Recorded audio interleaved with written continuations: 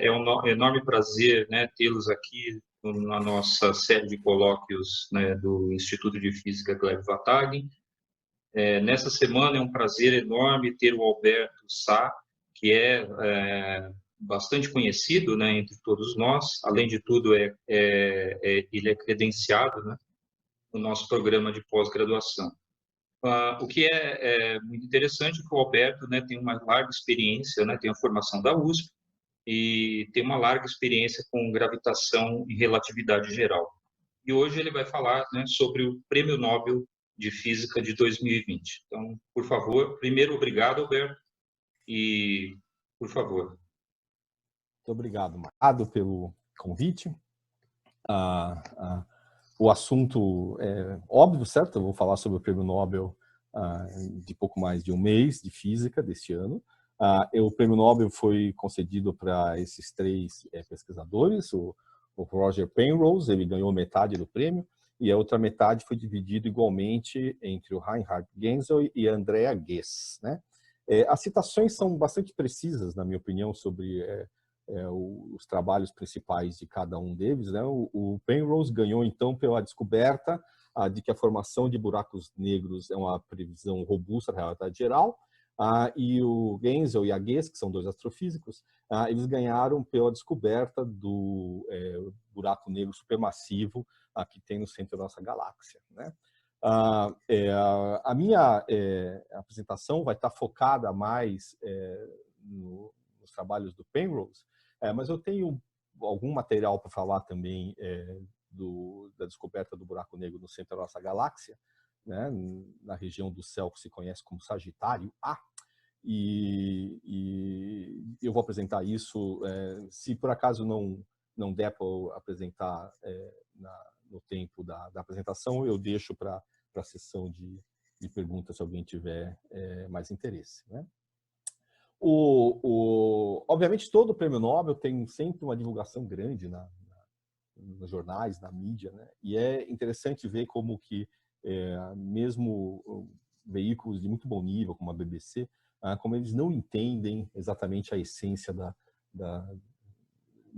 pelo menos não entenderam a essência do Prêmio Nobel do Penrose, né? Então, você vê que esse perfil da BBC, comentando sobre o Prêmio Nobel do Penrose, apresenta o Penrose e sua descoberta como isso, né? O homem que provou que os buracos negros não são impossíveis, né? A gente vai ver que não é exatamente isso, de certa maneira é quase o contrário disso, né? Os trabalhos do Penrose, os trabalhos mais importantes foram feitos em coautoria com Hawking, né?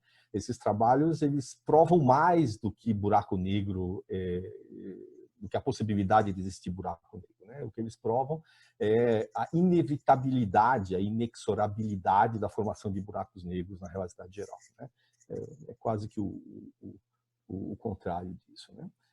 Esse Prêmio Nobel também vem coroar o que muita gente já denomina, e eu estou de pleno acordo, como a era áurea dos buracos negros, né? A gente está vivendo hoje, provavelmente a era mais importante, não só de buracos negros, mas da relatividade geral, devido basicamente à grande abundância de dados observacionais que a gente tem, né? Para contextualizar esse Prêmio Nobel, eu tenho que falar um pouco da história dos buracos negros, eu vou falar das contribuições do Penrose para a relatividade geral. Eu decidi, sobre questões de observação, eu decidi falar sobre a famosa foto do buraco negro da galáxia Messier 87, que não é essa que foi reconhecida pelo Prêmio Nobel. O Prêmio Nobel, os agraciados do Prêmio Nobel, eles trabalharam com o buraco negro da nossa galáxia, não dessa galáxia Messier 87. Agora, é que eu acho, e eu espero que vocês se convençam disso na apresentação, que discutir a famosa foto de M87 é também prestar uma homenagem ao Penrose, né? A gente vai ver que o Penrose tem muito a dizer sobre não só a imagem do buraco negro, mas ao que ele chamava de objetos impossíveis. A gente vai ver que a imagem que a gente tem de um buraco negro é, na prática, a imagem de um objeto impossível, né? A famosa foto é esta, né, que provavelmente vocês já viram, isso saiu na imprensa normal, né?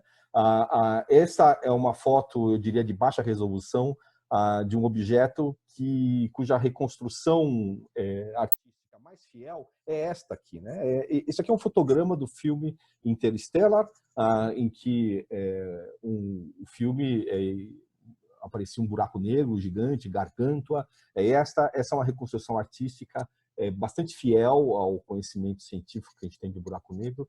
Isso aqui é uma imagem de baixa resolução disso aqui, né? A galáxia M87 está a 50 milhões de anos-luz daqui, então é natural que a nossa foto tenha pouca resolução, né? Agora, uma coisa curiosa é que essas fotos, esses dados estão sendo tomados há anos, né? Então, você tem já um certo histórico dessas imagens e você consegue inferir algum movimento, né? Então, você vê aqui, ó, essa imagem ela terminou de ser captada em 2011, a imagem que terminou de ser captada em 2012 é essa, né? Tem duas aqui, 2012 e 2013. Então, você já consegue fazer um filminho desse buraco negro que está a 50 milhões de anos-luz daqui, né? E esse filminho é compatível com o que a gente sabe da constituição do disco de acreção. Eu vou falar já do disco de acreção, que é a verdadeira fonte de luz desse objeto, né? Essa luz que a gente chega aqui, essa luz não foi emitida no buraco negro, o buraco negro não emitiu luz, certo? Essa luz foi emitida pelo disco de acreção que está em torno do buraco negro e foi deformada pela presença do buraco negro, que é o que explica essa forma curiosa do buraco negro realista, que é o Gargantua. Tá certo? E depois, se tiver tempo e interesse, eu posso comentar um pouco sobre o buraco negro Sagitário A. Tá certo? Ele é muito menor que o de M87, né? Ele é 1000 vezes menor do que o de M87. Então, o M87 é mais, assim, dramático, né? Muito bem, então eu falei que eu ia falar da história dos buracos negros. Os buracos negros têm uma data de nascimento, né? Então, eles surgem em 1916 com um trabalho específico. E buraco negro é uma previsão da realidade geral, tá certo? Então, a famosa solução de Schwarzschild, que eu vou falar já, é uma solução da realidade geral. E então você pode encarar um buraco negro como sendo uma previsão da realidade geral. Ele tem algumas características que o distinguem de outras estruturas de espaço-tempo, que buraco negro, e isso a gente usa como definição de buraco negro, ele exibe o que a gente chama de horizonte de eventos, né? O horizonte de eventos, para efeitos práticos, é uma região, é uma fronteira de uma região causalmente inacessível do espaço-tempo, e na prática ela se comporta como se fosse uma membrana unidirecional. Você só pode cruzar numa direção, né? De fora para dentro. E quando eu falo que você só pode cruzar numa direção, é tudo, quer dizer, nada pode cruzar de dentro para fora, nem a luz, né? Aquele cartoon que é bastante famoso, né? Que representa o buraco negro num contexto hidrodinâmico, em que você tem um fluxo de água e você, nesse sorvedouro aqui, a velocidade com que a água se move é maior do que a velocidade com que os barquinhos conseguem se mover na superfície da água. Então, se você cruza essa região aqui, não importa que você ligue o barquinho na direção radial, você vai ser arrastado para dentro, né? Esse cartoon moderno que a gente tem do horizonte de evento é bastante preciso, né? Na época que foi proposto não era assim, era muito mais obscuro, né? O trabalho importante, a data de nascimento do conceito de buraco negro é esse, 3 de janeiro de 1916, né? O trabalho é esse, o trabalho de Schwarzschild, que é uma figura importantíssima, né, na história da ciência do século XX. As condições nas quais ele escreveu esse trabalho também são famosas, né? Ele era um oficial alemão na frente russa, oficial de artilharia, um oficial voluntário, né? Que é uma coisa curiosa, né? A academia alemã na Primeira Guerra Mundial era extremamente belicista, com algumas raras exceções. A mais famosa das exceções era a do Einstein, né? Mas, enfim, a história do Schwarzschild é uma história que vale a pena, e eu me atrevo a dar uma referência. Esse artigo que eu escrevi quando foi o centenário da solução de Schwarzschild, que a gente comemorou 100 anos de buracos negros, e eu conto essa história lá. Isso aqui está na nossa revista brasileira de Física, está escrito em português, e eu convido a quem tiver interesse a olhar lá, tá certo? Para a gente, importante é que a solução de Schwarzschild é esta, é a solução esfericamente simétrica mais simples da relatividade geral. Sobre vários aspectos, você pode encarar a solução de Schwarzschild como o equivalente do potencial 1 sobre R da gravitação de Einstein. O potencial 1 sobre R é talvez o potencial mais simples que você consegue imaginar no contexto da gravitação newtoniana, porque é o potencial gravitacional de uma fonte puntiforme. Quer dizer, o que é mais simples que uma fonte puntiforme? Só o vazio, certo? Mas aí o vazio, do ponto de vista gravitacional, nos interessa muito. Então, talvez a estrutura mais simples que você pode pensar no contexto gravitacional seja uma fonte puntiforme, né? E no contexto newtoniano, a gente sabe que o potencial de uma fonte puntiforme é o potencial 1 sobre R. Esse aqui é o equivalente do potencial 1 sobre R no contexto da relatividade geral, né? É uma coisa curiosa porque essa solução é simples, né? Ela não é complicada, né? O Einstein chegou a afirmar que ele não imaginava que seria possível obter soluções simples das equações dele, né? O Einstein, assim que propôs a relatividade geral, ele obteve soluções aproximadas, soluções muito boas. Com essas soluções aproximadas, ele conseguiu descrever o avanço do periélio de Mercúrio, ele conseguiu descrever o famoso experimento de Sobral. Agora, ele não tinha a solução exata. A solução exata é essa. E o Einstein dizia que achava pouco provável que alguém encontrasse aquela solução exata. Então, foi uma enorme surpresa quando o Schwarzschild propõe a solução exata. Essa solução é simples, né? O contexto dessa solução é muito interessante, mas eu não vou me deter aqui nele por falta de tempo, mas no artiguinho eu conto um pouco dessa história, tá certo?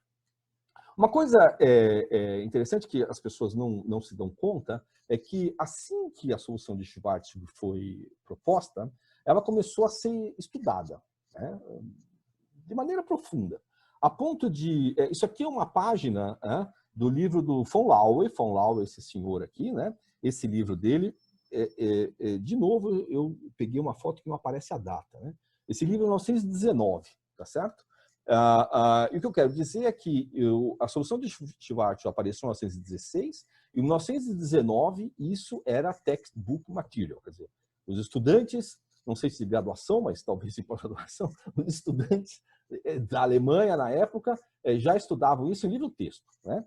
E, em particular, o que ele está estudando aqui é um problema de espalhamento, como a gente faz em mecânica newtoniana, certo? Então, você tem trajetórias, nesse caso, é a trajetória de corpos, mas é trajetória de luz, mas não importa, de corpos vai ser semelhante. E o que você faz você considera as trajetórias que saem aqui na direção horizontal, ao longo dessa reta vertical, e você vê como elas são deformadas pela presença do campo gravitacional. Essa região circular aqui, ó, é a região de R igual a alfa, que ninguém entendia muito bem, né? R igual a alfa, a solução de Schwarzschild tem duas singularidades, né? Ao contrário da solução newtoniana, que tem uma singularidade, que é o potencial no ponto onde está o corpo pontiforme, a solução de Schwarzschild tem duas singularidades. Ela tem uma singularidade em R igual a alfa, que é onde esse denominador aqui vai a zero, e tem uma outra singularidade em R igual a zero, né? Porque aqui está alfa sobre R, então R igual a zero também tem uma singularidade. Como não é estranho que apareça singularidades em coordenadas esféricas, eu vou voltar um pouquinho mais adiante, eu volto a esse problema, ninguém se escandalizou muito com a presença dessas singularidades. Então, esse caroço aqui, ó, corresponde a R igual a alfa, que é essa região aqui. A visão moderna, a gente sabe que alfa é 2m, na época ninguém sabia que se alfa era 2m, então o que as pessoas interpretavam é que isso aqui é a superfície de um objeto esquisito, tá certo? Então o que ele está fazendo estudando como é o desvio da trajetória, como é a trajetória, nesse caso é luz, mas se for partícula não tem, é semelhante, como que essa trajetória se dobra aqui, como ela se modifica devido à presença do campo gravitacional. E o que você tem aqui, ó, é que estas trajetórias que passam longe do buraco negro, que passam longe do ponto central aqui, né, elas têm um desvio pequeno, elas se comportam como se fossem trajetórias newtonianas, né? À medida que você vai se aproximando, tem coisas diferentes aqui, né? Tem uma trajetória que dá uma volta aqui, né? Isso aqui não existe newtonianamente. Então as pessoas estavam estudando isso. Ninguém entendia muito bem, ninguém sabia interpretar direito essas coisas, mas as pessoas já estavam estudando, né? O primeiro, os primeiros trabalhos que perduraram, né? Os primeiros trabalhos que a gente consegue identificar hoje, que começam a questionar a natureza dessas singularidades, eles também têm logo depois. O primeiro trabalho do Eddington, que é o primeiro camarada que questiona a natureza dessas singularidades, é de 1920, tá certo? E o Eddington, ele faz uma observação bastante inteligente. Ele diz o seguinte, que ele não sabe muito bem o que é a singularidade em R igual a zero e o que é a singularidade em R igual a alfa, né? Mas o que ele sabe é que essas singularidades são de natureza muito diferentes, né? A principal diferença delas é que a singularidade em R igual a zero, né, você pode encapsular essa singularidade, encapsular por uma esferinha de raio arbitrariamente pequeno. Isso é exatamente o que acontece com a singularidade 1 sobre R de Newton, né? O que ele está dizendo é que, a não ser que por azar, né, você tenha uma colisão de duas partículas pontiformes, né, o fato do potencial divergir em R igual a zero não tem problema, né, porque esse R igual a zero está numa região do seu espaço de configurações de medida zero, medida nula. Então, a não ser que você seja muito azarado, e você encontrar, por exemplo, problemas de colisão frontal de partículas pontiformes, que é muito pouco provável, né? Essa singularidade, que pode ser encapsulada em regiões de volume arbitrariamente pequeno, eles não têm problema. A questão é que essa região, a singularidade em R igual a alfa, não é assim. A singularidade de R igual a alfa, ela não consegue ser encapsulada numa esfera de raio arbitrariamente pequeno, né? Isso gera um problema complicado, porque essa é uma singularidade que você não consegue escapar com um argumento que eu usei para escapar da singularidade newtoniana, né? É bastante comum que você tenha movimentos que acabem aterrissando nessa superfície R igual a alfa.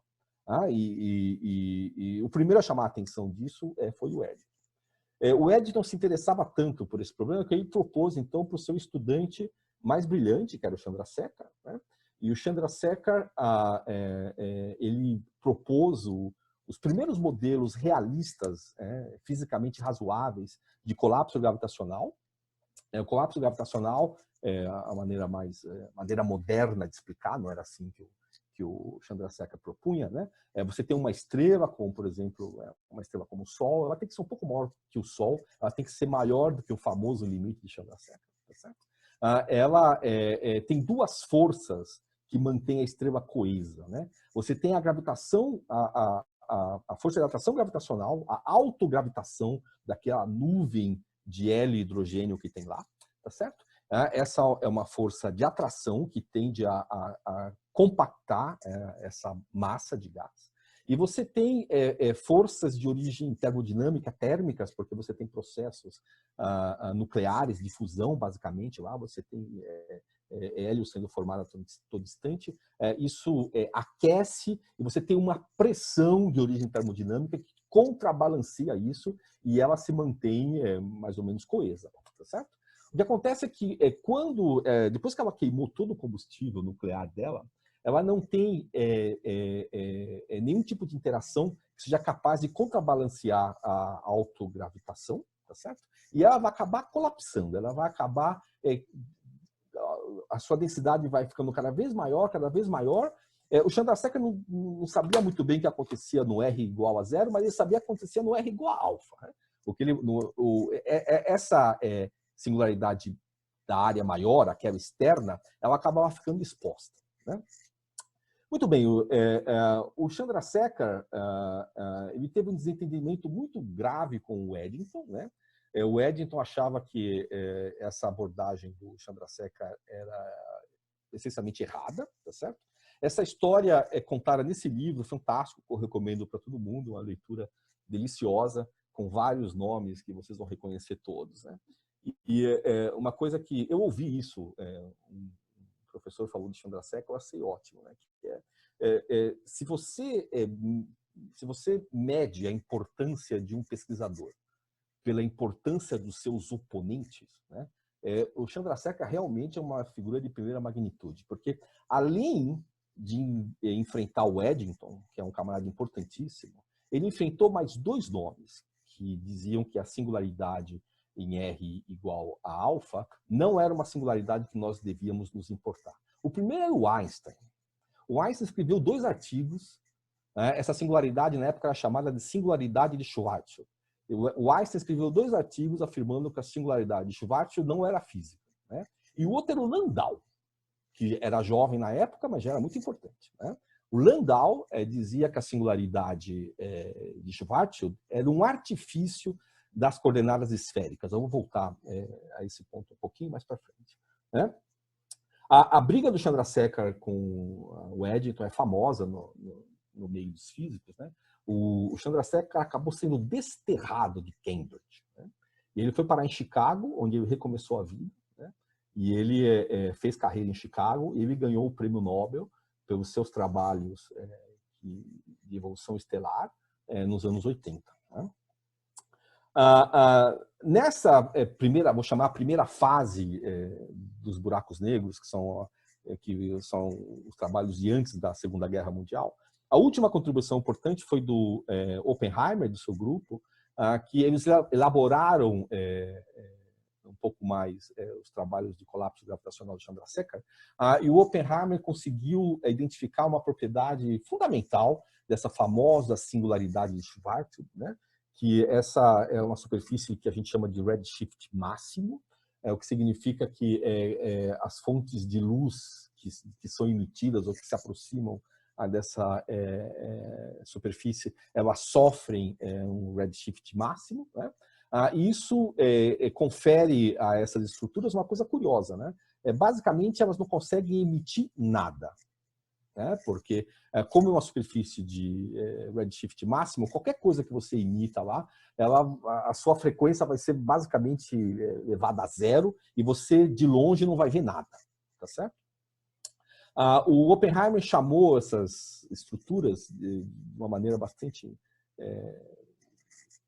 convincente de frozen stars, as estrelas congeladas. Tá certo? Porque se por acaso você tivesse uma estrela que tivesse este raio, né, se ela tivesse uma densidade tal, que ela tivesse esse raio, essa estrela basicamente ia sumir, porque você não ia conseguir ter mais nenhum sinal sendo emitido dessa estrela, né? Nenhum sinal ia conseguir passar por essa estrela, completamente opaca. Né? A gente vê que a ideia moderna que a gente tem de um buraco negro já estava começando a aparecer. Né? Ninguém ainda sabia de maneira precisa a natureza, ninguém conhecia a natureza dessa estrutura, que a gente hoje sabe que é um horizonte, mas na época ninguém sabia. Tá certo? Você vê que esses trabalhos do Oppenheimer terminam em 39, vocês sabem que tem 39, tem a guerra, certo? Então, na guerra, os países que eram protagonistas do mundo científico estavam todos envolvidos na guerra e os cientistas não estavam interessados em relatividade geral, certo? O Oppenheimer, como você sabe, foi o chefe do projeto Manhattan. Então, foi todo mundo trabalhar no esforço bélico, os alemães também, né? Passada a guerra, várias áreas, não só as questões óbvias como física nuclear, das atividades ligadas à bomba, né, mas outras também, o que na época as pessoas começavam a chamar física do estado sólido, ela se desenvolveu muito rapidamente. Né? A relatividade geral não, a relatividade geral ficou um período de esquecimento, meio assim, no ostracismo, com pouquíssima coisa sendo publicada, nem especulação teórica, nada. Não, né? E a relatividade geral renasce no final dos anos 50. Né? E renasce com alguns trabalhos, que eu tenho uma seleção aqui também muito pessoal, né? Então tem um viés aqui meu nisso, né? Que, bom, isso aqui todo mundo concorda, né? Que o Finkelstein, que faleceu recentemente, e que é alguém com quem eu convivi, então eu sempre apresento isso como uma espécie de homenagem. Né? E o Finkelstein, em 58, foi o primeiro a identificar corretamente que um horizonte tem esse comportamento que eu disse de membrana unidirecional. Tá certo? E ele fez isso explorando trabalhos, em particular de 2 matemáticos, o Kruskal e o Zekaris, né? E eu descobri recentemente, um colega me alertou de umas histórias interessantes sobre o Martin Kruskal, né? Que é esse senhor aqui, né? O Martin Kruskal, ele era um matemático, mas com muito interesse em física, que é exatamente o caso do Penrose, a gente vai ver, né? Ele tem uma série de trabalhos que ficaram muito importantes em física de plasmas, né? Em particular, esse trabalho, que é feito em coautoria com o filho do Schwarzschild. O filho do Schwarzschild é um astrofísico que fugiu da Alemanha na Segunda Guerra e fez a carreira nos Estados Unidos, já falecido. É um astrofísico de primeira magnitude, e plasma é uma coisa importante no contexto de astrofísica. Então, este trabalho, que é um trabalho importante na área de plasma, é do Kruskal com o filho do Schwarzschild, né? E o Kruskal, ele passou a carreira dele nos Estados Unidos entre Princeton e Rutgers, né? Então, e os americanos têm muito orgulho dos seus grandes professores, né? Então, em Princeton tem um material sobre o Kruskal, né? E essa notinha, se você ler lá no site do Instituto de Estudos Avançados, é uma pessoa que conta uma historiazinha sobre o Martin Kruskal, e essa pessoa diz que ele é o curador do verbete do Martin Kruskal na Wikipedia. Quem é essa pessoa? É o Edward Witten, certo? Então, isso diz um pouco sobre a importância que o Kruskal tem na matemática e na física, né? Talvez algumas pessoas já perceberam, se eu estou falando de plasma, de Princeton, quem me contou essas coisas? Quem me contou essas coisas foi um colega, né? Que era um ex-estudante nosso, que é o Vinícius, né? E o Vinícius, ele ganhou esse ano o prêmio José Leite Lopes de melhor tese de doutoramento no Brasil, né? E ele é o segundo estudante da Unicamp que ganha um prêmio importante esse ano, né? O Pedro Pasquini, que é um estudante orientado pelo professor Orlando, no Departamento de Raios Cósmicos, ele ganhou o prêmio de melhor tese de doutoramento da CAPES na área de astronomia e física. Então, eu aproveito essa oportunidade para parabenizar esses nossos dois estudantes brilhantes, né? E conto isso na esperança de motivar os estudantes que estão assistindo aqui para que vocês façam trabalhos tão bons ou melhores que esses, né? Então, fique de motivação para todo mundo aí, né? Com a elucidação da natureza do horizonte, vários trabalhos começaram a aparecer especulando, esses trabalhos que os alunos adoram, essas perguntas que os alunos adoram. O que acontece se eu cruzo o horizonte? Quanto tempo demora uma pedrinha para cair no horizonte? Todas essas coisas foram respondidas nessa época. Certo? Todas essas coisas foram corretamente enunciadas, porque não é questão de obter a resposta. Você obtém a resposta usando a tecnologia do von Laue, certo? A questão é como é que você interpreta isso, como é que você enuncia o problema, né? Isso passou a ser entendido no final dos anos 50. Né? Pouco tempo depois surge a que talvez seja a solução mais relevante no contexto de buracos negros, né? Que é a chamada solução de Kerr, né? O Ezra Newman é um físico americano que trabalhou muito sobre isso e, na minha opinião, ele está em pé de igualdade com o Kerr, né? A diferença do buraco negro de Kerr para o buraco negro de Schwarzschild é que o buraco negro de Kerr tem rotação. Então, o buraco negro de Kerr ele tem momento angular, né? Note que, no contexto newtoniano, é irrelevante isso, né? No contexto newtoniano, se você tem um objeto esfericamente simétrico, o campo gravitacional dele não depende se o objeto está rodando ou não. Na realidade geral, não é assim, né? O fato de um objeto, mesmo esfericamente simétrico, estar rodando, ele tem um efeito gravitacional. Ele tem o famoso arrasto de referenciais, né? E por que o trabalho do Kerr é o trabalho verdadeiramente relevante? Porque astrofisicamente é muito raro ter um objeto de momento angular zero. Tipicamente as coisas giram, tudo gira, nosso planeta gira, o Sol gira, tudo, a Lua gira, né? Astrofisicamente tudo gira, né? Então a solução de Schwarzschild não acomoda o momento angular.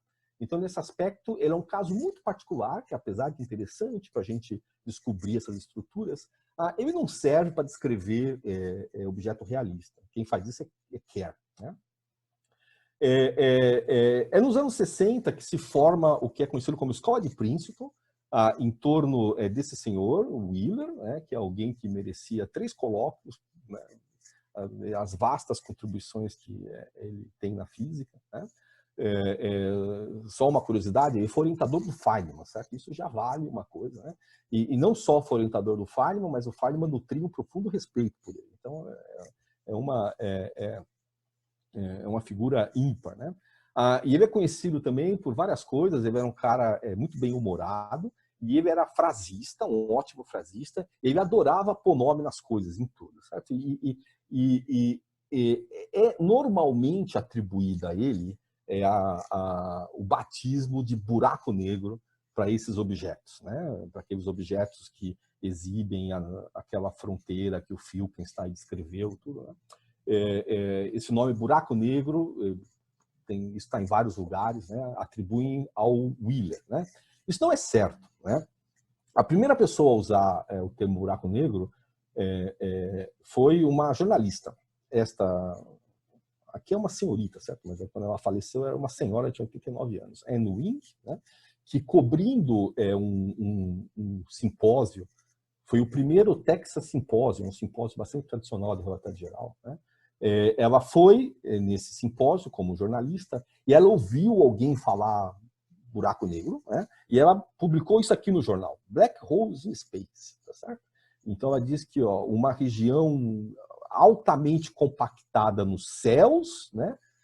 As estrelas desaparecendo, né? Ela dizia que poderia haver no céu essas regiões altamente compactas de onde nem a luz escaparia, né? E isso eram os Black Holes in Space, tá certo? Recentemente eu aprendi que ela nem foi ela a primeira, tá certo? Ela não se lembra que pesquisador disse isso nessa conferência, mas não foi o Wheeler, porque o Wheeler não estava lá, tá certo? Ela não sabe dizer quem foi. Depois eu vi recentemente, eu não sei dizer o quão confiável é isso, porque são reminiscências de história oral, que quem teria sido o Dick, o famoso professor de Princeton, Robert Dick, que o primeiro a usar esse termo black hole, e black hole era o nome de uma cela, de uma cadeia horrível em Calcutá. Então, os piores detentos, vários jogavam nessa cela, que chamava Black Hole, porque era o aspecto dela, e também ninguém voltava de lá, né? Então, isso teria sido a verdadeira origem do nome, né? Essas histórias são curiosas, mas do ponto de vista de conteúdo físico, obviamente é irrelevante. Certo? O importante é que a escola de Princeton é famosa por ter debates muito acalorados, muito bem documentados e muito ricos, com a então fortíssima escola soviética, né? Que eram basicamente todos herdeiros do Landau. E as discussões mais importantes se davam sobre a natureza da singularidade em R igual a zero. A singularidade de Schwarzschild, a singularidade em R igual a alfa, que agora a gente já sabe que o alfa é 2m, onde 2m m é a massa do buraco negro, a massa do objeto, né? Essa singularidade, que nem merece o nome de singularidade, tá certo? Ela está completamente elucidada nessa época. Agora, a natureza da singularidade central, não. Né? E a escola soviética, basicamente o Kalatnikov e Lifshitz, eles tinham a seguinte linha de raciocínio, que faz todo sentido, né? Eles diziam que a singularidade em R igual a zero é só uma singularidade não física, né? Porque essa singularidade ela simplesmente decorre da nossa insistência em impor a simetria esférica, tá certo? Veja só, você pega o que são as funções harmônicas. Funções harmônicas são as funções que são soluções da equação Laplaciana ao quadrado de φ igual a zero. Então, o φ que satisfaz essa equação Laplaciana de nabla ao quadrado, Laplaciano de φ igual a zero, é uma função harmônica. O que a gente sabe da função harmônica? A função harmônica é a coisa mais regular que existe. Tá certo? Se você pegar o Laplaciano de duas dimensões e aplicar todo o seu profundo conhecimento de métodos matemáticos, você resolve lá num domínio retangular, aparece um monte de seno e cosseno exponencial. Seno e cosseno exponencial é a coisa mais suave que existe no universo, certo? Então, função harmônica é a coisa mais suave que existe, a não ser que você exija a simetria esférica. Se você puser simetria esférica, aí a solução é 1 sobre R. Então, você fabrica, né, as suas funções harmônicas, que são a coisa mais suave que existe, elas já estão definidas numa região que exclui um ponto. Né? Porque essa singularidade foi imposta pela sua exigência de ter simetria esférica. Tem um jeito interessante de ver isso com lei de Gauss. Né? Eu convido que vocês pensem, se você força um campo, qualquer campo, se você força esse campo a ser esfericamente simétrico, significa que ele só aponta radialmente, tá certo? E tem simetria esférica, e satisfazer qualquer coisa que seja lei de Gauss, que tem a cara de lei de Gauss, vai ter uma singularidade. Ponto. Né? Então, não é estranho você argumentar que certas imposições de simetria faz com que apareçam singularidades. E o que o grupo do Khalathnikov e Lifshitz diziam é que, na prática, nunca ia acontecer isso, porque dado é perfeitamente simétrico, certo? Esfericamente simétrico, e o mínimo desvio de simetria esférica ia ser suficiente para que essas singularidades aparecessem. E o Wheeler dizia que não, ele argumentava que não, aquela singularidade era real. Quem resolveu de maneira definitiva essa história são os trabalhos do Penrose e do Hawking, né, em que eles demonstram que a presença da singularidade não tem nada a ver com hipótese de simetria, certo? Sempre vai ter singularidade no contexto da relatividade geral, se o seu conteúdo material tiver propriedades fisicamente muito razoáveis, que a gente vai ver que, em última instância, essas propriedades simplesmente dizem que eles gravitacionalmente atraem. Né? Então, se você tiver matéria que gravitacionalmente atrai, isso já é suficiente para você ter os requisitos dos teoremas de Hawking e Penrose. E tem que ter uma estrutura que é um pouco mais sutil, que é o que se chama superfície aprisionada, que eu vou falar já em seguida. Tá certo? Mas o importante é que os resultados do Hawking e do Penrose, eles meio que acabam com essa discussão, estabelecem definitivamente que a singularidade central é real. Eles não dizem nada a respeito dessa natureza e dessa singularidade. Ninguém sabe até hoje. Né? Mas o que eles sabem é que essa singularidade sempre se forma, sempre está lá. Você não consegue escapar dela. Tá certo? De certa maneira, os resultados de Penrose e de Hawking, o que eles fazem é mostrar que a formação de buracos negros é uma consequência robusta da dinâmica gravitacional. Né? Então, desde que você tenha naquele contrabalanceamento de forças de expansão com forças de compressão, desde que você não tenha força de expansão suficiente, e há várias situações em que isso acontece, esse objeto vai acabar se colapsando, vai deixar exposta o horizonte, e ele vai acabar comprimido numa região pequeníssima, né, no contexto da relatividade geral de raio zero. Isso independente de nenhuma simetria que tem aqui. Tá certo? Muito bem, vamos falar um pouquinho do Penrose, então. Tem que falar do Penrose. Né? Então, o Penrose, essa é uma foto do Penrose jovem, né? Essa lousa é dele. O Penrose é sabidamente um exímio desenhista. Né? Isso aqui é uma fundação de Hopfer, para quem gosta disso. Tá certo? A gente tem que falar um pouquinho do Penrose para contextualizar ele um pouquinho na história do século XX. Né? O Penrose ele nasceu em 1931, ele tem quase 90 anos, certo? Um senhor já bem velhinho, né? Ele nasce numa família de altíssimo nível cultural, né? Todo mundo na família dele tem alguma posição expressiva ou na universidade ou em meios culturais. Por exemplo, o irmão dele, um dos irmãos dele é um grande mestre de xadrez que foi campeão diversas vezes na Inglaterra. E os dois, pai e mãe dele, eram professores importantes. O pai, em particular, era um geneticista famoso, Lionel, né? Com grande interesse em matemática e estatística. Né? O irmão dele, o físico, Penrose, o Oliver Penrose, é famoso. Né? Ele tem uma irmã que é uma bióloga. Enfim, uma família de alto nível cultural e científico. Né? Ele estuda matemática na University College of London. Né? Em 1955 ele se gradua e ele vai fazer seu doutorado em Cambridge. Né? E ele foi sob orientação do Hodge, que é um fundador da geometria algébrica. No final ele não terminou o doutorado com o Hodge, mas enfim, ele foi durante grande parte da estadia dele em Cambridge, ele era aluno do Rod. E ele conta o dia a dia dele de Cambridge, e ele diz que, na época, ele ia em todos os seminários, principalmente os seminários de física, ele gostava muito.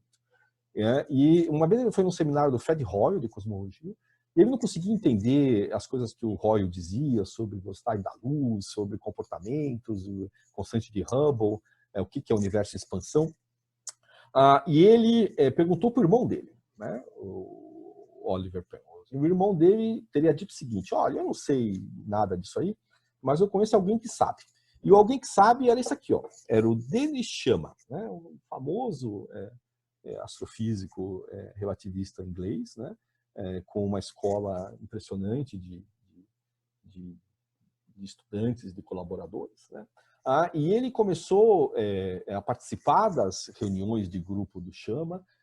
Ele, de fato, começou a colaborar com o Sciama, né? Apesar de ser aluno formal do Rod, ele diz que ele passava mais tempo discutindo com o Sciama do que com o Rod, né? Isso em 1958. O Sciama recebe, no começo dos anos 60, um estudante que era muito bom, né? E o estudante era esse era o Hawking, né? Jovenzinho, né? O Hawking, que faleceu 3 anos atrás, ele é cerca de 10 anos mais novo que o Penrose, né? Então, o Hawking, quando aparece no grupo do Sciama, o Penrose já estava lá, tá certo? E eles interagem, se dão muito bem, e nessa época eles têm produção em conjunto, né? E o Penrose, ele é um camarada com muitos interesses, né? Ele tem publicações em muitas áreas, muitas publicações em física, como vocês vão ver, né? O que faz dele um matemático especial, é um matemático com interesse em física, né? Talvez o físico matemático mais autêntico que você possa imaginar, né? E ele sempre teve muito interesse em artes visuais, sempre, desde o começo, né? Ele conta as histórias, né, da infância dele, mas uma história particularmente relevante para nós é o que ele conta que em 1954, eu acho, né, ele era aluno de graduação, ele ficou encantado com essa gravura, né? Ele viu essa gravura em Amsterdã, que tinha uma conferência lá de matemáticos, ele foi à conferência, ele foi visitar uma exposição desse artista, que na época já começava a ficar famoso, que é o Matthias Escher, né? E essa gravura chama Day and Night, né? E a descrição do Penrose dessa gravura já mostra assim, um olhar matemático muito curioso, muito aguçado, né? Ele diz o seguinte, ele dizia que essa gravura, o que distingue essa gravura, né, é que ela localmente faz sentido e globalmente não faz sentido. O que significa isso? Significa que, se você olhar esse pedacinho aqui, ó, né, então você tem um fundo claro, provavelmente dia, e um pássaro escuro. Se você olha esse pedacinho aqui, ó, você tem um fundo escuro, provavelmente noite, e um pássaro claro. Tá certo? Lembre-se que é Day and Night o nome do quadro. Agora, globalmente, não faz sentido, certo? Porque tem uma transição de dia e da noite, certo? Não? Você olha aqui um pedacinho, você vê uma coisa que faz sentido, você vê aqui um pedacinho, uma coisa que faz sentido, mas a estrutura global é curiosa, é esquisita, certo? O Penrose ficou encantado com isso, e ele volta para Londres e ele propõe para o pai dele um experimento. Eles querem construir um objeto assim. Eles querem construir um objeto que tem essa propriedade que localmente faz sentido, mas globalmente não. Ele e o pai conseguem propor uns passos, um roteirozinho, para você criar esses objetos, né? Eles escrevem um artigo. Eles escrevem esse artigo, né? Esse aqui é o segundo ou terceiro artigo da vida do Penrose com o pai, né? Esse aqui é o pai dele, Lionel Penrose, que me chama de Impossible Objects, objetos impossíveis, que é uma ilusão de ótica, né? E ele conta essa história que eles fizeram esse artigo e não sabiam para onde submeter, sabe? Como submeter um artigo desse? Eles não sabiam, né? E o pai do Penrose era muito amigo do editor da revista de psicologia. Então eles resolveram mandar para lá, e foi aceito. Então esse artigo foi publicado na British Journal of Psychology, né, que é uma revista de psicologia, né? E eles descrevem essa receita e eles dão um exemplo desses objetos. E esse aqui talvez seja o mais famoso de todos, é chamado triângulo de Penrose, né? Esse aqui é um objeto impossível, mas veja só, localmente essa esquina aqui faz sentido. Essa esquina aqui também faz sentido localmente. Essa esquina também faz sentido. Agora, o objeto como um todo não faz. Ele está torcido de uma maneira que é impossível. Tá certo? Outro exemplo que eles fazem aqui, esse aqui, né? Esse aqui é um objeto um pouco mais complicado. Todos os cruzamentos aqui fazem sentido. Esse cruzamento faz sentido, todos eles fazem sentido. Agora, quando você monta o objeto, esse objeto não existe. Tá certo? Ele chama de objeto impossível.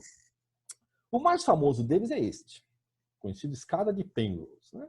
Esse aqui é uma escada que você sempre está subindo, né? Então, esses lances de escada aqui são todos razoáveis, todos possíveis. Agora, a maneira com que eles estão encadeados não faz sentido, né? Você está sempre subindo aqui, sempre subindo. Eles citam o Escher aqui, né? Eles falam que eles estão motivados pelo Escher. E o pai do Penrose escreve para o Escher, apresenta esses objetos para o Escher. O Escher fica tão contente que faz essa gravura aqui. Ó. Essa é a famosa gravura que todo mundo conhece, certo? Que ela se chama Ascending and Descending, subindo e descendo, né? Em que tem aqui uma escadinha de Penrose. Né? Essa gravura é do Escher, mas a ideia da construção é do Penrose. Né? Então você vê que o Penrose é um camarada que tem muitos interesses. Né? Outra coisa que eu sempre digo, porque é muito comum que os estudantes, quando vão fazer iniciação científica, em relatividade, né, que eles se deparem com esse problema. Quer dizer, qual que é a aparência, quer dizer, como você vê, como você percebe um objeto que se move com velocidade relativística. Tá certo? Lembre-se que eu disse que falar da imagem do buraco negro é prestar uma homenagem para o Penrose. Né? Vocês estão começando a ver. Essa era uma preocupação dele. Até onde eu sei, esse é o primeiro trabalho que propõe esse exercício. Né? Como que um objeto que se move relativisticamente é percebido por um observador? Eu já adianto, não é só fazer contração de Lorentz, não é só isso. Tá certo? Você tem que levar em conta outras sutilezas, né? E na prática, sabe o que acontece? Na prática, esse objeto que você vê se movendo, ele é percebido para o observador como se ele tivesse virado um pouquinho assim, né? E o que ele mostra aqui é que a esfera se movendo, ela continua esfera. É meio contraditório porque você sabe que você vai ter contração de Lorentz, certo? Então, você imagina que a esfera ia virar um ovinho, mas não é isso que acontece, porque tem outros efeitos, e na prática é como se a esfera girasse um pouquinho, e a esfera girando continua esfera, tá certo? 1958, né? Veja, isso aqui não é um trabalho típico de um matemático normal, certo? O Penrose não é um matemático normal. Sob vários pontos de vista, ele é muito mais físico do que matemático, na minha opinião. Tá certo? Os primeiros trabalhos dessa fase vamos chamar assim, do prêmio Nobel do Penrose é este, né? Esse é o primeiro trabalho, ele é anterior ao trabalho do Hawking, que discute a inevitabilidade da singularidade na realidade geral. Né? É o primeiro artigo que mostra que o colapso gravitacional é algo genérico. Né? É algo genérico, ele ocorre sempre que você tem algumas hipóteses que são fisicamente razoáveis. Né? É de 1964. Né? Isso aqui é um Physical Review Letters. Né? Não é comum que matemáticos publiquem no Physical Review Letters. É neste trabalho que aparece essa famosa ilustração que é do Penrose, feita à mão deles. Eu não sei se eu vou ter tempo de... Depois eu falo um pouco mais sobre isso. Esse é um dos trabalhos que ele tem com o Hawking. Ele tem 3 ou 4 trabalhos com o Hawking. Esse aqui é um trabalho em que ele resume todos os resultados que eles obtiveram. E esse é considerado o trabalho definitivo que sela esse problema da aparição de singularidades na realidade geral. Né? Os teoremas de singularidade, são vários teoremas, certo? Mas eles podem ser condensados, né? Da seguinte maneira. Né? Essa é a versão buraco negro do teorema, certo? Que, sob hipótese fisicamente razoável para o conteúdo de matéria, eu já adianto que essa hipótese é basicamente dizer que a matéria atua gravitacionalmente atraindo, né? A ocorrência de uma singularidade central no colapso gravitacional é inevitável. Tá certo? Isso, você não tem que fazer nenhuma hipótese de simetria. Né? A única coisa que você tem que ter hipóteses sobre o conteúdo material, né? E o conteúdo material tem que ser de matéria que atua gravitacionalmente atraindo, tá certo? Que é a matéria que a gente conhece aqui. Depois, mais para frente, eu posso falar de energia escura, que é outra história, tá certo? Os teoremas de singularidades, todos eles têm uma versão cosmológica, né? A versão cosmológica, que é basicamente, matematicamente é muito parecido, mas fisicamente a interpretação é bem diferente, né? Que, de novo, sobre hipóteses fisicamente razoáveis sobre o conteúdo material do universo, sobre o fluido que compõe o universo, a gente vê que a evolução cosmológica sempre teve início numa singularidade, que é o nosso famoso Big Bang, tá certo? Mas para a gente aqui, vamos ficar com a versão de buraco negro, tá certo? Também do Penrose a famosa conjectura da censura cósmica, né? Que ele diz que toda singularidade que surge no colapso gravitacional, ela está encoberta por um horizonte de eventos, né? Tem essa frase famosa aqui, que eu acho que é do Wheeler, não tenho certeza, né? Eu falei que era do Hawking, mas alguém me disse que é do Wheeler, né? Que é: a natureza abomina as singularidades nuas, evidentes, né? Escancaradas, né? Tem vários motivos que sugerem que essa conjectura é verdadeira, certo? Essa conjectura não foi provada nem desprovada, tá certo? Isso é tema de trabalho atual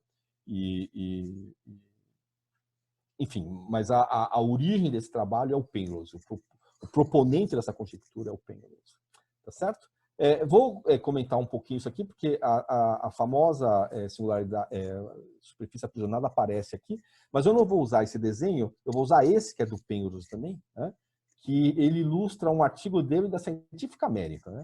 De novo, né?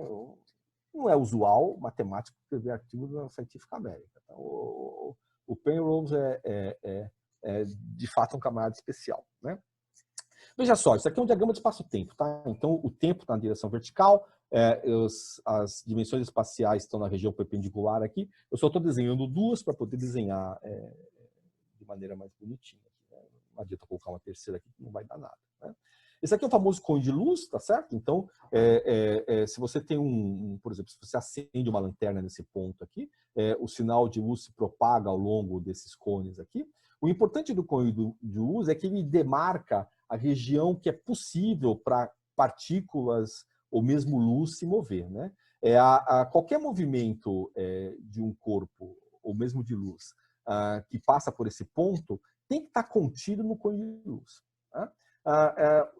O corpo não pode ter esse movimento aqui, ó, porque ter esse movimento aqui significa que a velocidade instantânea dele é maior do que a velocidade da luz. Porque a velocidade da luz tem a ver com a inclinação dessa retinha aqui, que o raio, é a região onde os raios de luz que foram emitidos aqui se propagam, né? Então, se for luz, o sinal que foi emitido aqui, né, ele se move sobre o cone. Se não for luz, se for qualquer coisa material que tenha massa, ela se move dentro do cone, tá certo? Muito bem. Todo mundo já viu essa frase, que na relatividade geral, o espaço-tempo diz para a matéria como se move, a matéria diz para o espaço-tempo como ele se curva, né? E como que efetivamente se dá esse fenômeno de curvatura na relatividade geral? Você entorta esses cones de luz, tá certo? Eles vão entortando. E você pode mostrar que o que dá o grau de entortamento desse cone de luz é essencialmente a densidade de energia, de matéria naquele ponto, tá certo? Então você tem aqui uma determinada nuvem, um determinado gás, uma massa que você queira, de matéria que está colapsando, né? E se você pega nessa superfície aqui, devido à presença de matéria, o cone de luz está entortadinho aqui, tá? Chega uma região aqui, ó, em que o cone de luz entortou tanto que, na prática, nenhum sinal luminoso que seja emitido aqui vai conseguir se afastar desse ponto aqui, tá certo? Porque se você pega esse cara aqui, ó, esse cara ele está deformado, né? Então o cone de luz que vem nessa direção aqui, ele vai se esborrachar na singularidade. Agora, o que vem para cá consegue escapar, ó. Aqui, de novo, ó, o que vem para cá cai, o que vem para cá cai. Esse fulano aqui, ele está no limite que as duas possíveis direções para o cone de luz andar, para o sinal de luz andar aqui, necessariamente vai fazer com que ele caia aqui, ó. Tá? As superfícies aprisionadas são essas superfícies nas quais nenhum sinal de luz consegue se afastar de uma região aqui, ó, né? Então, isso aqui é uma superfície aprisionada. Todo mundo que está aqui dentro é superfície aprisionada. Né? E a existência de uma superfície aprisionada é uma das hipóteses do teorema de singularidade. Tá certo? Quando que se forma uma superfície aprisionada?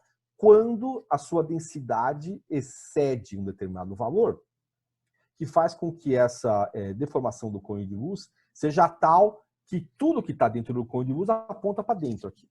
Tá certo? Que densidade é essa? Adivinha? A densidade que cabe dentro do raio de Schwarzschild. É uma massa que cabe dentro do raio de Schwarzschild. Muito bem. Deixa eu comentar sobre a imagem do buraco negro para a gente poder finalizar isso de maneira minimamente satisfatória. Eu estou vendo que eu estou ficando apertado no tempo aqui, tá certo?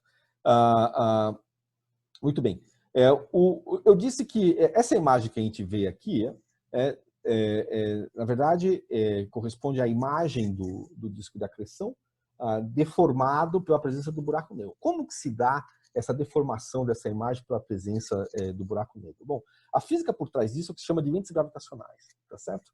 E a origem, em particular no regime forte, a origem vem lá atrás. Né? Você consegue entender lente gravitacional no livro do von Laue. Né? Você não precisa se preocupar muito com a natureza dessa singularidade aqui. O livro do von Laue é suficiente para isso.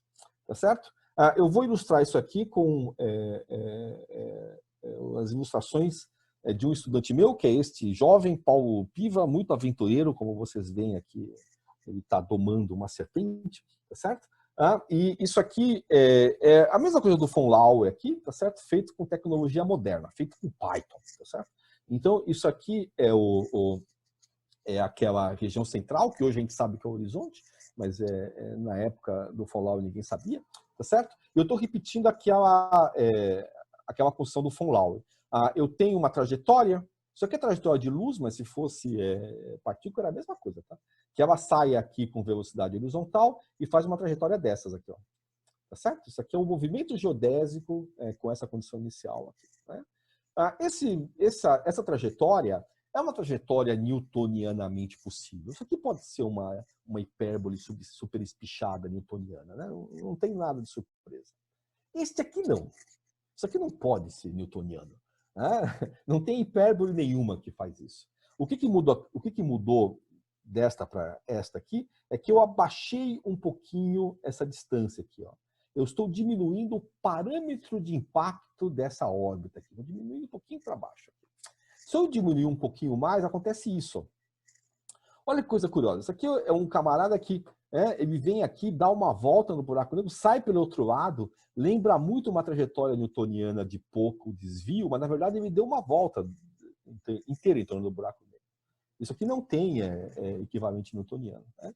Se você abaixa um pouquinho mais, você pode dar mais de uma volta. Você pode dar infinitas voltas aqui. Você consegue calibrar uma trajetória que dê um número arbitrário de voltas e sai de novo.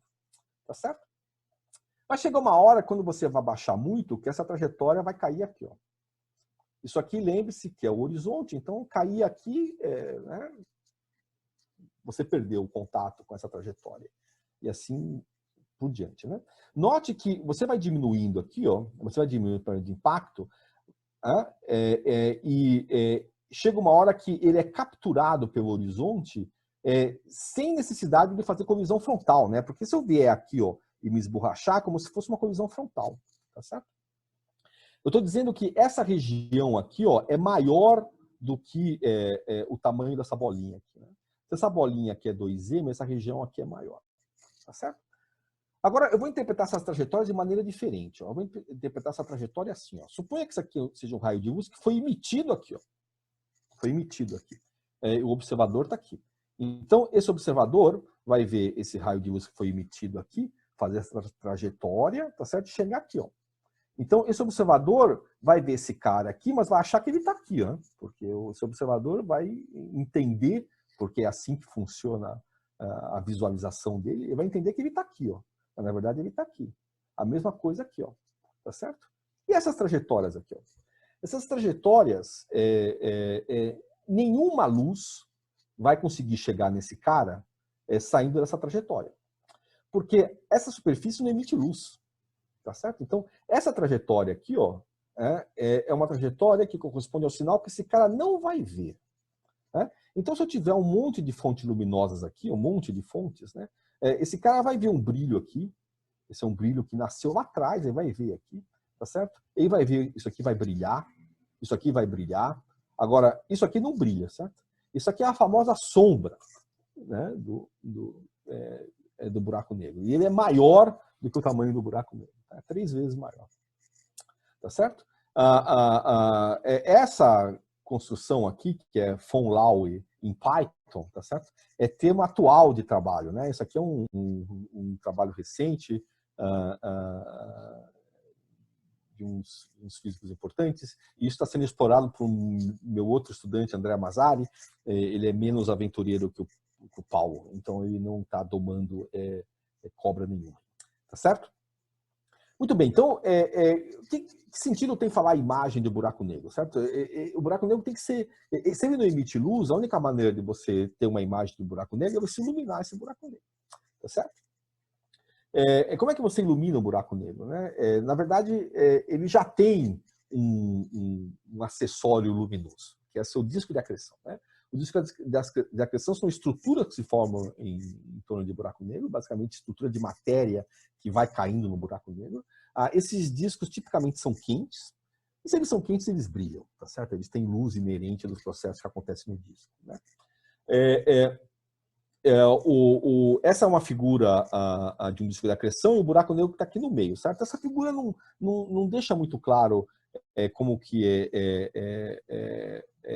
como essa combinação de disco e buraco negro, é como se fosse assim. Isso aqui é o Saturno, né? Então você tem um objeto central, que no nosso caso aqui é um buraco negro, e um disco ao redor do objeto central. Esse disco é finito, ele tem um raio interno e um raio externo, tá certo? A diferença, no caso de Saturno, é que Saturno não produz luz, ele é inteiramente iluminado, certo? E no caso do buraco negro, o disco produz luz. O disco produz luz. Essencialmente, o que você capta aqui é a luz do disco, porém deformado por aqueles fenômenos de lente gravitacional que eu falei, né? Por esses fenômenos de lente gravitacional. Tá certo? Vamos lá, eu vou olhar isso aqui agora cortado aqui, assim, né? Então, se eu corto nessa direção aqui, ó, eu tenho aqui o buraco negro, um pedacinho do disco, um pedacinho do disco. Aqui está o observador, ó. O observador aqui, esse camarada aqui, era este carinha aqui, ó, né? É esse fulano aqui, ó. Tá certo? Muito bem, então, o que acontece com a luz que é emitida dessa parte do disco? Que parte que é essa do disco? É a parte que está entre o buraco negro e o observador, tá certo? Essa parte aqui, essa luz se propaga sofrendo pouca influência do buraco negro, certo? Ela chega aqui com deformações mínimas, né? Então, o que você enxerga aqui é a imagem que você teria do disco, dessa parte do disco, como se não tivesse o buraco negro. Esse que está atrás aqui é um pouco diferente, né? Porque esse que está atrás, a luz que foi emitida aqui, ela acaba sofrendo uma distorção grande chegando aqui, ó. Então, essa aqui também. Então, esse camarada vê essa parte de trás como se ela tivesse levantada aqui, ó. É isso aqui, ó, né? Essa aqui é a parte de trás do disco que ele vê como se ela tivesse levantada aqui, ó. Tá certo? Agora, a coisa mais impressionante é que ele consegue ver a parte de baixo do disco, que não deveria ser visível, certo? Porque o que acontece da parte de baixo é que a luz que é emitida aqui ela é distorcida e é captada aqui, ó. Então, isso que ele está vendo aqui, ó, é a parte de trás disso aqui. Aqui dá para ver melhor nesse outro desenhozinho, né? Esses quadradinhos têm todos o mesmo tamanho, certo? Então, essa aqui, ó, é a região entre o buraco negro e o observador, que corresponde a isso aqui, certo? Que é uma região muito pouco distorcida. Esse cara que está atrás, ó, é a parte de trás do disco que ele vê levantado por causa desse efeito aqui. E essa parte de baixo aqui, ó, é a parte de trás desse aqui, né? que ele vê por causa desse fenômeno aqui de lente gravitacional, tá certo? Note que esse aqui é na concepção do Penrose, isso aqui é um objeto impossível, tá? Porque não tem nenhum problema você ver a parte de baixo do disco. O problema é você ver simultaneamente a parte de baixo e a parte de cima. Isso aqui, isso não encaixa na nossa concepção newtoniana, euclidiana. Não dá para você ver simultaneamente a parte de cima e a parte de baixo de um disco, tá certo? Nesse aspecto que eu digo que o buraco negro é um objeto impossível, né? Essa linhazinha aqui, ó, isso aqui é fonte atual de discussões, é chamado photon ring, tá? Isso seria um remanescente daquelas trajetórias que dão muitas voltas em volta do buraco negro, né? Isso é uma coisa ainda disputada, se você consegue identificar isso aqui, mas enfim, teoricamente ela está aí, tá certo? Esta é a primeira imagem realista de um buraco negro, feita nos anos 80 por um físico chamado Luminet, numa época que os computadores eram bastante primitivos, né? Então, você vê que a imagem tem esse aspecto. Isso aqui é realista mesmo. Então, como o disco gira, tem efeito Doppler. Né? Como o disco gira, um lado vai ficar mais brilhante que o outro. Tal. Isso aqui é o antecedente deste aqui. Tá certo? Este é o Gargantua. O Gargantua é a versão ultra realista desse camarada aqui, né? Então você vê o photon ring, né? Esse aqui é o disco de acreção, ó, né? Então essa parte que está entre o observador e o buraco negro, você vê com pouca distorção. Isso que você vê aqui acima, assim, ó, é a parte de cima do disco com essa distorção aqui, ó. E esta parte aqui, ó, é a parte de baixo, é a parte de trás desse disco que você vê por causa dessa distorção aqui, ó. Tá certo? Esse objeto que a gente vê é uma versão de pouca resolução deste aqui, tá certo? Eu sou muito cuidadoso com o tempo e eu estourei o tempo, né? E isso é bastante raro. Eu acho que eu prefiro parar aqui para dar tempo de discussões. E na discussão, se for o caso, eu retomo o que eu tinha preparado aqui, tá certo? Eu agradeço. Bom, muito obrigado, Alberto. Realmente foi um excelente colóquio, bastante explicativo, mas eu acho que dentro das perguntas, se couber, eu gostaria muito de ver, você preparou aí, né, umas animações, né, Não, para mostrar. não, tá faltando mais coisa além da animação, Tá. mas a animação, se vocês não fizessem pergunta, eu ia fazer, né? Que é do Tá. Sagitário A, tá certo? Essa imagem que eu acabei de mostrar, ela é a imagem do buraco negro central nessa galáxia M87. É uma galáxia muito distante, está a 50 milhões de anos-luz daqui, né? Esse buraco negro tem bilhões de massas solares, né? A gente tem um buraco negro muito mais perto. Está só 20 mil anos-luz daqui. Ele é menorzinho, ele tem só milhões de massas solares, que é o buraco negro de Sagitário A, tá certo? Por que a gente não tem uma imagem dessa do nosso buraco negro? Esse é eu não sei essa resposta. Eu já perguntei para vários astrônomos, eles não me souberam responder. Acho que provavelmente eu diria que o disco de acreção do nosso buraco negro central não é luminoso o suficiente. As imagens que nós temos dos buracos negros de Sagitário A, eles são de outra natureza. E é isso que eu ia mostrar. Então, já adiantando a pergunta, eu vou ter que compartilhar a outra telinha aqui. Então, share screen. Esta telinha que eu vou compartilhar agora. Share. Deixa eu começar por esta aqui, ó. Vou começar por esta. Isto aqui, gente, vocês estão vendo uma animação, certo? Sim, certo. Ok. Isso aqui é uma imagem reconstruída de imagens reais de estrelas nessa região do céu que chama Sagitário A, que é conhecido como o centro da nossa galáxia, tá certo? Então, cada pontinho desse aqui é uma estrela real que foi acompanhada em vários anos no comprimento de rádio. Tudo isso aqui é imagem de rádio, porque se você aponta um telescópio óptico para o centro da nossa galáxia, você vê tanto brilho que você não vê nada, certo? Então, você tem que fazer isso em outro comprimento de onda, tipicamente em rádio, né? Então, o que você tem isso aqui são trajetórias reais de estrelas, né? E você vê uma série de estrelinhas aqui, você consegue reconstruir a órbita delas, né? Então, vocês vão ver aqui.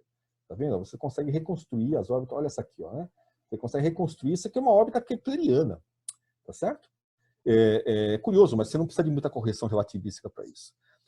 Em toda a ótica, quando você tem uma órbita kepleriana, né, que é uma elipse e tal, você consegue reconstruir os parâmetros da elipse. Então você consegue reconstruir qual é a massa do objeto que está aqui no foco, que foi suficiente, ele é suficientemente a atração gravitacional dele é suficientemente intensa para fazer essa trajetória, que é uma trajetória rápida. Ó, aqui tem 20 anos, tal, né? Então, tem pouco tempo aqui, não é muito grande. Em 20 anos, você tem esse período aí, tá certo? Aí você reconstrói isso aqui e sabe o que você obtém? Milhões de massas solares. Milhões de massas solares. Aí a pergunta é, como é que você coloca milhões de massas solares num espaçozinho que tem algumas horas-luz de distância? Tá certo? Sem brilho, é completamente opaco o que está aqui. Ó. Aqui é outra reconstrução do centro da galáxia. Né? Basicamente são as mesmas estrelas, só que aqui tem mais órbitas, certo? Então você pode acompanhar todas. Né? Todas as estrelas são catalogadas, têm nome. Essas órbitas, eu repito, você consegue reconstruir todos os dados delas, você consegue localizar a massa do corpo central aqui que está atraindo todo mundo. E quando você faz as contas, isso dá milhões de massas solares. Milhões, tá certo? Como é que você coloca, compactifica num espaço relativamente pequeno, são horas-luz, milhões de massas solares sem ter nenhum brilho? Né? A hipótese mais simples é que é um buraco negro. Tá certo? Mais simples. A ideia de que núcleo ativo de galáxia tem buraco negro é muito antigo. Né? Isso vem dos trabalhos de quasares dos anos 60. Né? Nos anos 60, os astrônomos identificavam esses objetos, chamado quasar, que é quasi-stellar object, parece uma estrela. Né? Só que quando eles começaram a conseguir medir redshift, eles viam esse objeto no céu, que era um objeto brilhante, então eles classificavam como uma estrela X. Lá, certo? O problema é que, quando eles começaram a medir redshift, eles viam que esse objeto estava muito distante.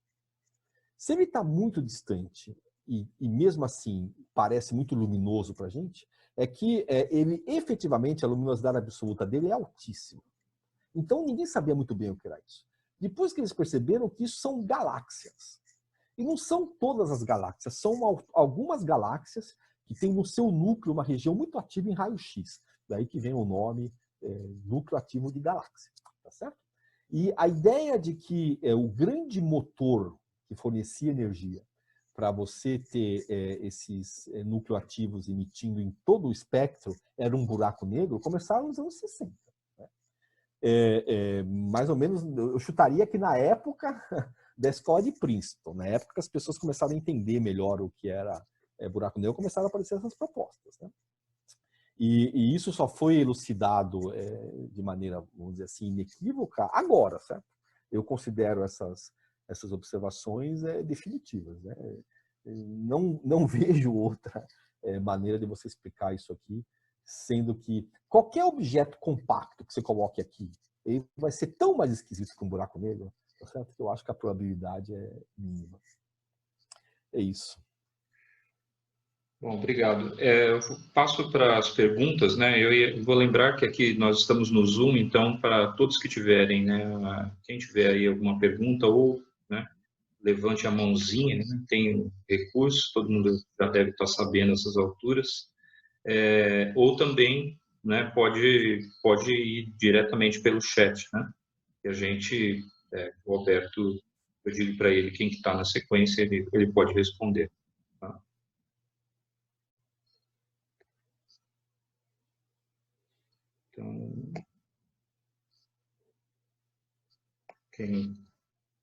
Bom, o primeiro é o Marcos Bonanza. Pode perguntar, Marcos. Fala, Alberto, tudo bem? Oi, Marcos. Tudo bem? Muito bom o seminário, viu? Deixa eu te perguntar, então, já que você gosta de contar várias histórias, o que você acha? Se o Hawking tivesse vivo, ele teria recebido esse Nobel também ou não? Ah, sem dúvida nenhuma, sim. Sim, sem dúvida nenhuma. Marcos, a resposta é com certeza sim, né? Tem gente que diz, muita gente diz, eu não concordo, mas como muita gente diz, eu vou repetir aqui, porque é uma opinião corrente, né? Tem gente que diz que os trabalhos do Penrose sobre singularidade sem o Hawking, eles são pouco físicos, né? Eu não concordo com isso. Agora, que o Hawking seria merecedor se estivesse vivo, com certeza absoluta, certo? E todo mundo da área sabe que você premiar o Hawking, premiar o Penrose, é premiar Penrose e Hawking. Todo mundo sabe isso. Né? Ainda mais com a citação de buraco negro. Se você premiar o Penrose pelo triângulo de Penrose, ok, não tem nada a ver com o Hawking. Agora, você dá um prêmio pelas contribuições de teorema de singularidade, isso é Penrose e Hawking. Deixa eu... tem outro comentário que muita gente faz, que eu não concordo, né? E o comentário é o seguinte, que o prêmio Nobel do Penrose é, de longe, o prêmio Nobel mais físico-matemático da história, isso é certeza, né? Agora, tem gente que diz que é o primeiro prêmio Nobel que foi concedido para quem fez teorema. Isso é falso. Isso é falso, né? Eu, assim, de cabeça, lembro de 4 ou 5. O Schwinger, o Toft Veltman, o próprio Kenneth Wilson. Né? Todos esses trabalhos, ainda que eles não escreveram teorema, prova, tal, todos esses trabalhos, eles não diferem muito, em essência, do Prêmio Nobel do Penrose. Né? O Schwinger fazia teorema, prova, teorema, prova. Viu, agora deixa eu só complementar a pergunta. Claro. E você acha que o tema radiação Hawking ainda merece um outro Nobel? Já que esse foi por causa dos teoremas sobre as singularidades? Né? Boa pergunta, boa pergunta. Eu diria que sim, principalmente se isso vier de uma comprovação experimental em modelos análogos de matéria condensada, por exemplo. Tem uns resultados super empolgantes aí de modelos análogos em condensado de Bose-Einstein, né? Onde o equivalente do horizonte no condensado de Bose-Einstein faz sentido para o pessoal dos condensados. É uma estrutura que eles nunca tinham prestado atenção, né? Então, e eles estão tentando medir, e tem gente que diz que mediu, né? Coisas que têm a ver com radiação de Hawking. Tecnicamente é muito complicado, eu já tentei acompanhar isso, mas é muito complicado, você tem que entender muito de condensado de Bose-Einstein e eu não tenho esse tempo disponível, certo, para entender essas coisas. Mas eu diria que sim, eu diria que tem espaço, sim, tem espaço. O Alex Antonelli tem uma pergunta, contou a mão aqui. Pode falar. Oi, Oi Alberto. Fala. Tudo bem? Muito bom o seminário. Uma outra coisa do Penrose sobre essas coisas impossíveis aí, né?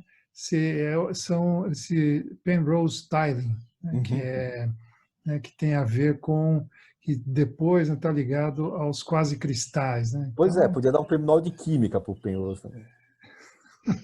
Só que aí eu acho que químico não vai dar prêmio Nobel para quem prova teorema. Só físico. Né? Aí já não sei. Só uma observação. Não, é ótimo. Obrigado. Mais perguntas? Quero perguntar. Falou o Edson. Quem que falou?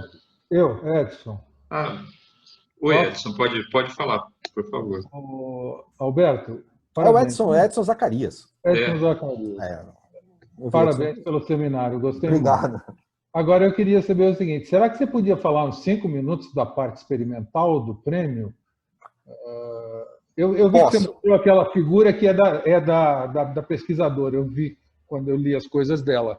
Mas você podia falar algumas palavrinhas sobre... Posso. a importância disso? Posso. Eu posso falar Obrigado. dos dois, inclusive. Eu posso. Não, Tá, não, isso. não, Se você puder fazer um pequeno... Eu sim, agradeço. Obrigado. eu falo. Tem duas coisas. Primeiro, o trabalho que foi efetivamente reconhecido no Prêmio Nobel, que é o trabalho do Genzel e da Guess, né? Esses dois astrônomos, astrofísicos, eles trabalham já há muitos anos, assim, 20, 30 anos, desenvolvendo técnica de radiotelescópio para você fazer essas observações. Então, o trabalho deles é efetivamente um trabalho observacional, inclusive de construir o equipamento, né? Não só isso, tem determinadas técnicas de espécie de espectroscopia que permite que você determine com precisão redshift, que em última instância é de onde se consegue tirar as velocidades, né?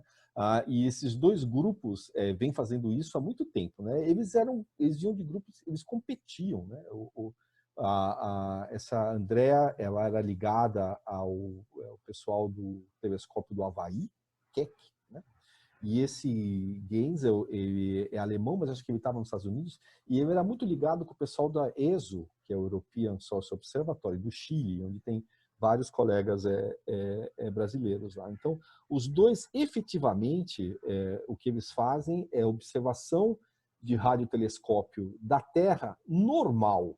O que é uma observação de radiotelescópio normal? É que você aponta... Eles também fazem observação em infravermelho, né?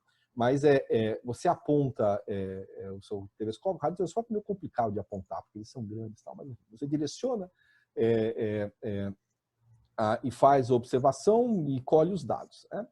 O que é mais impressionante do ponto de vista técnico é o equipamento do M87. Esse é muito mais, né?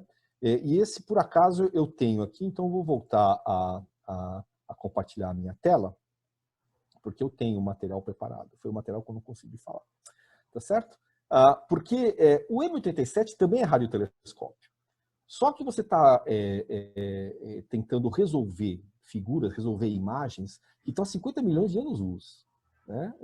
Os 20 mil do centro da nossa galáxia é pertinho. Né? 50 milhões de anos-luz é muito mais complicado. Certo? Como é que eles fazem essa observação? Né? Aqui é o seguinte, você tem um grande array de radiotelescópios no mundo. Vários aqui, espalhados aqui. Tá certo? Eu peguei para exemplificar o ALMA aqui, que é do ESO, que está no Chile, e tem vários colegas nossos lá. Né? Isso aqui é o Atacama Large Millimeter Array. Né? Como o nome está sugerindo, você consegue resoluções em ondas de rádio de 1 milímetro aqui. Tá certo? Então, isso aqui é um conjunto de antenas, né? Radiotelescópios essencialmente são antenas, e elas estão organizadas como se fosse uma grande antenona, e ela está aqui, ó, tá? Então, essencialmente, você tem um desse aqui em cada ponto, aqui, ó, tá certo? Então, você tem vários centros desses aqui que captam os sinais que vêm lá de M87 de maneira distante, lá, tá certo? E o que você faz você coleta esses dados, tá certo? Você armazena esses dados, e o que você faz depois é compor esses dados, né, levando em conta essas distâncias, né, reconstruindo uma coisa semelhante com uma visão estereoscópica. Você tem a mesma imagem vista de pontos diferentes. Né? O que você está fazendo? Você está usando o planeta inteiro como se fosse uma grande antena, 10 mil quilômetros de uma grande antena. Agora, essa antena está curiosa, porque só tem os pontinhos que funcionam, o resto não funciona nada. Sabe? Então, você tem que reconstruir essa imagem. A reconstrução dessa imagem é uma tecnologia bastante avançada do ponto de vista computacional e matemático, né? E que é muito semelhante às técnicas de reconstrução de imagem que se usam nos Sirius, né? E isso é uma coisa na qual eu estou envolvido. Então, eu tenho aqui os meus colaboradores, o Carlos Sato, que é um pesquisador do Synchrotron, o Giovanni e o Everton são dois alunos meus de pós-graduação, o Giovanni no no IFGW, o Everton na matemática, e o tipo de trabalho que a gente faz, reconstrução de imagem, que o pessoal tem no ciclo, é muito parecido com isso, né? Então, o que você tem essas imagens, né, esses sinais que são captados nesses pontos muito distantes, né? E você tem uma resolução de 1 milímetro, né, em 10 mil quilômetros, você é capaz de fazer interferometria com essa precisão, e as pessoas gostam de dizer que isso aqui é o suficiente para você conseguir resolver uma laranja na superfície da Lua, certo? Que é o que você precisa fazer aquela imagem lá, tá certo? Eu vou dar um segundo colóquio no 5, no dia 25, sobre isso aqui, sobre a parte de reconstrução de imagem, né? Se alguém quiser assistir, me manda um e-mail que eu dou as instruções, porque tem que entrar no link deles lá, que eu não tenho aqui agora. É isso. Obrigado, Edson. Parece que a gente tinha combinado, certo? Eu consegui terminar a minha... Obrigado pela explicação. Inclusive, eu só queria fazer um comentário. Diga. No Smithsonian foi feito um programa de 1 hora sobre a obtenção dessa foto, desse coisa bem interessante também para as pessoas assistirem, né? Eu sei desse documentário. Bem... Eu assisti e gostei muito. É bem legal. O trabalho de pós-processamento da imagem demorou anos, né? Demorou anos porque você tinha que aferir muitas coisas, tinha algoritmos novos, tal. Demorou anos o pós-processamento. A quantidade de dados que eles moviam era tão grande que eles gravavam os dados em disco, punham no avião e mandavam. Eles nem tentavam transmitir por internet, nada, porque você ia gastar 5 meses para transmitir. Então você punha em discos e mandava tudo para o local onde eles faziam as análises. Né? Bom, a gente não tem mais perguntas, mas eu gostaria de fazer uma, né? Correndo o risco de que todo mundo saia antes, né? Porque vai reduzindo cada vez mais a audiência. Mas o que eu queria perguntar é o seguinte: tudo bem, eu entendo, obviamente, que matéria, né? Você tem ali uma massa enorme, então você tem toda a matéria circundando, você tem essa imagem que você mostrou, né? Que foi até utilizada no Interestelar, que você vê, na verdade, o que está atrás, né? Agora, por que essa imagem gira, né? Porque o que a gente vê, na verdade, é a radiação devido à radiação Hawking, né? Não. Não. Não tem razão. O brilho do disco é brilho normal, é brilho de matéria quente. Né? Você tem matéria quente, ela está emitindo em todo o espectro. Né? No caso particular do M87, o que você está vendo é onda de rádio. Então você vê a pequena fração que foi emitida em onda de rádio. Né? A emissão do disco é térmica. É térmica, tá. Mas o giro, então, é por conta disso. Enfim, não, o giro é porque, de maneira genérica, tudo que está astrofísico tem momento angular. E tem explicação para isso. É que você, quando esses objetos se formam, né, todos os mecanismos de formação desses objetos, eles preservam o momento angular. Então, se você tem uma nuvem que colapsa e faz um disco, faz uma panqueca, faz uma coisa assim, o momento angular inicial total é preservado. Então, a não ser que você tenha uma situação de uma condição inicial de momento angular total zero, que é muito raro, você sempre vai terminar com coisas girando. Sempre.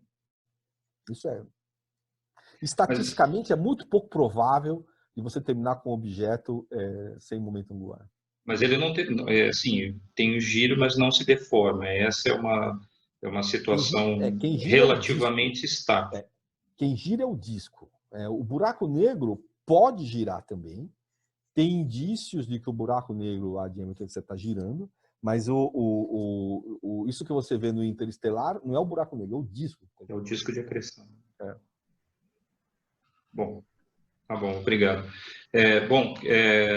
Eu queria agradecer enormemente, né? Novamente, foi realmente muito bom o seminário, né? Esclarecedor.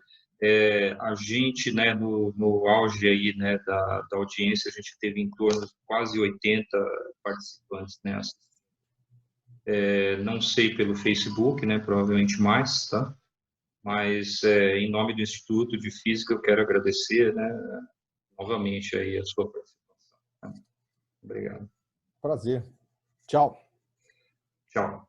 E a todos, né, aguardem, nós temos mais aí alguns, provavelmente 2 colóquios até o final do ano, né? Então, aguarde anúncios, né, que nós vamos avisar a vocês sobre quais que serão esses eventos. Tá bem? Um abraço, até mais.